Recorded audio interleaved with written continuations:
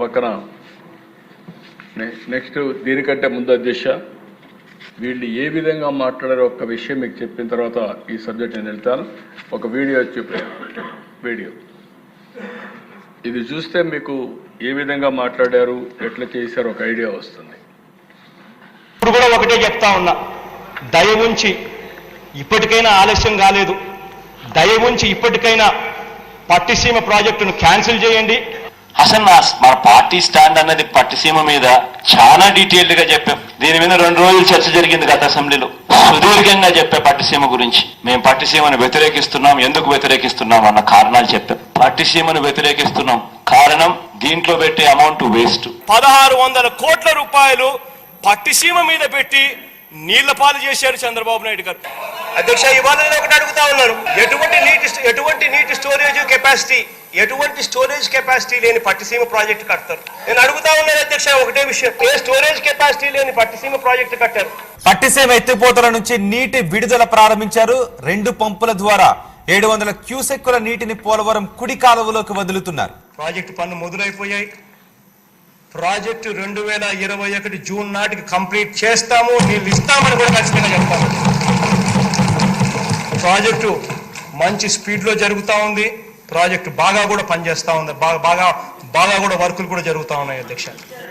ఈ ప్రాజెక్టును ఖరీఫ్ 2022 నాటికి నీళ్ళు ఇచ్చే పరిస్థితి తీసుకొని వస్తానని కూడా ఖచ్చితంగా కూడా చెప్తా ఉన్నాను అధ్యక్ష.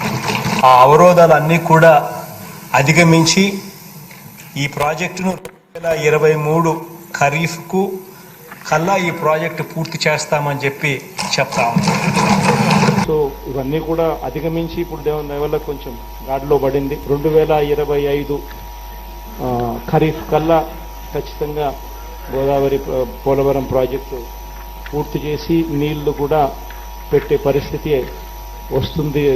జూలై ఆగస్టులో ఆ వరద 2025 జూలై ఆగస్టులో 41.15 మీటర్లలో నీళ్లు పెట్టే పరిస్థితి కూడా 1% తొందర ఎందుకన్నా, ఎందుకు తొందర, వెయిట్. మేము ఆ రోజే చెప్పాం, we will complete this project by 2021 December. We are committed to it. We will finish it. ఎందుకు తొందర? 2021 డిసెంబర్కి మేము కంప్లీట్ చేస్తామన్నా. పోలవరం ఎప్పుడు పూర్తి అవుతుంది? తొందరలో పూర్తి చేస్తాం. బాగానే. You cannot say date, you cannot say year. ఇవాళ కొద్ది రోజుల కిందటనే పూర్తి చేసి ఇవాళ జాతికి అంకితం చేసే కార్యక్రమం జరుగుతా ఉంది.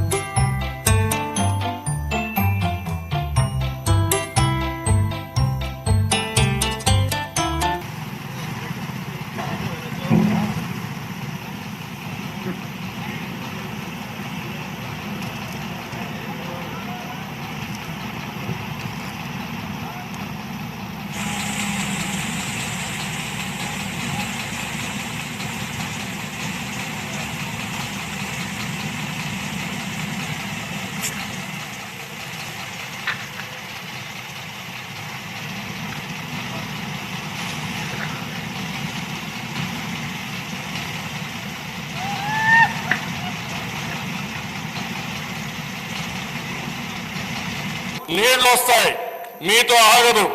శ్రీశైలం నుంచి నీళ్లు పోతిరెడ్డిపాడు ద్వారా నీళ్లు పోతాయి.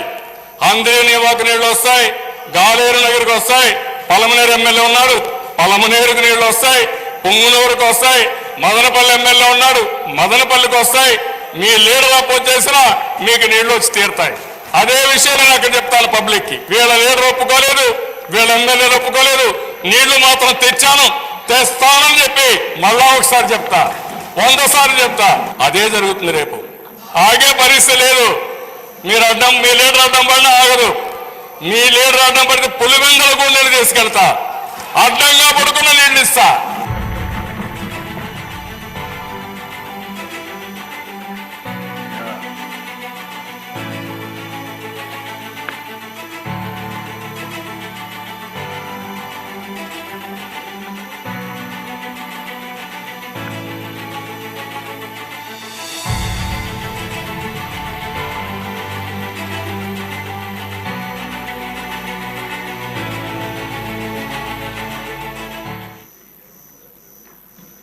భగీరథుడు తీసుకున్నాం, మనం కష్టపడితే సాధ్యమని కడాన 8 సార్లు ఓట్లు వేసిన వాళ్ళకి ఆ నీళ్లు తీసిపోయినప్పుడు ఉండే తృప్తి ఏ పని చేసినా కూడా ఎక్కడ ఇది చేసినా కూడా రాదు. అలాంటి తృప్తి వచ్చింది.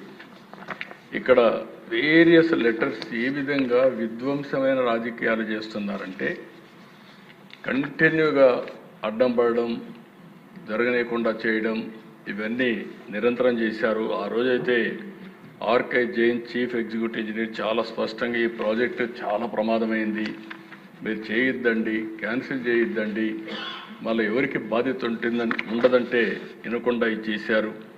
ఇంకొక పక్కన Indian institute of technology Hyderabad చాలా స్పష్టంగా 2000 సంవత్సరంలో వచ్చిన వరదలో అది దెబ్బతింటే 2001, 2, 3 అదే మాట్లాడుతున్నా.